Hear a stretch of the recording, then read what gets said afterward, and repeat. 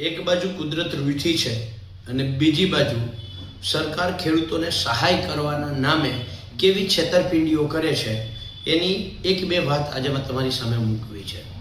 સરકારે એવું કહ્યું કે ઐતિહાસિક પેકેજ છે, તો સૌથી પહેલાં સમજવા જેવું એ છે કે જે પહેલા વિસ્તાર અગાઉ કમોસમી વરસાદમાં વિસ્તાર હતો એનાથી લગભગ 10 ગણો વિસ્તાર છે, તો પેકેજ પણ એના આધારે મોટું થયું છે.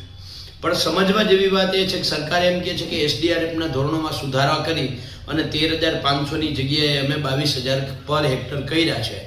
ત્યારે મારે સરકારને કહેવું છે કે 2020માં મુખ્યમંત્રી કિસાન સહાય યોજનામાં તમે જ નિયમો બનાવ્યા છે કે 33%થી 60% નુકસાનવાળો ભાગ હોય તો હેક્ટરે 20,000 રૂપિયા અને 4 હેક્ટરની મર્યાદામાં એટલે 80,000 ખેડૂતોને મળવા જોઈએ.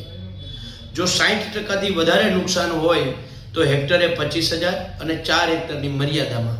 સરકારે રમત શું કરી? આ 85% નુકસાન છે એવું સરકાર પોતે સ્વીકારે છે, 60%થી એટલે વધારે નુકસાન થયું.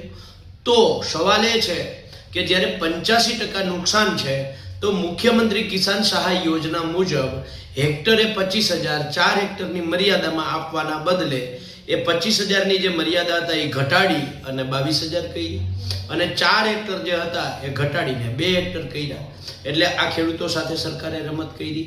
એટલું જ નહીં, મુખ્યમંત્રી કિસાન સહાય યોજનાની કલમ 9ની પેટા કલમ ઘમાં બહુ સ્પષ્ટ લખ્યું છે કે ખેડૂતોને મુખ્યમંત્રી કિસાન સહાય યોજના અને એસડીઆરએફ બંને લાભ મળવા પાત્ર છે.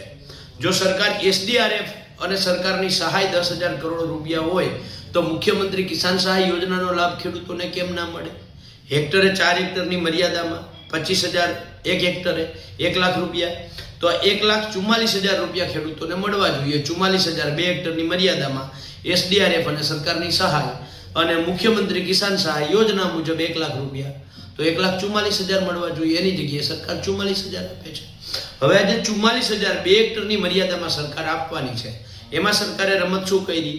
પહેલા તો ખેડૂતો અત્યારે ભીડમાં પોતાનું ફોર્મ ભરવા જાય. આ ફોર્મ ભરવા ખેડૂત જાય એટલે એનો એક દિવસ બગડે. ત્યાં જાય તો ત્યાં એનું સર્વર ઠપ છે. જે ડિજિટલ ઇન્ડિયાની મોટી મોટી વાતો કરે છે એ જ ડિજિટલ ઇન્ડિયાના સર્વર આજે બધી જ જગ્યાએથી ફરિયાદ આવે છે કે સર્વર ઠપ છે. આટલું જ નહીં, જે ખેડૂતો ભાગ થઈ ગયા છે પણ વારસા એન્ટ્રી હજી નથી થઈ અને સંયુક્ત ખાતેદાર છે. હવે જે સંયુક્ત ખાતેદાર છે એમાંથી કોઈ એક ખાતેદારને જ આનો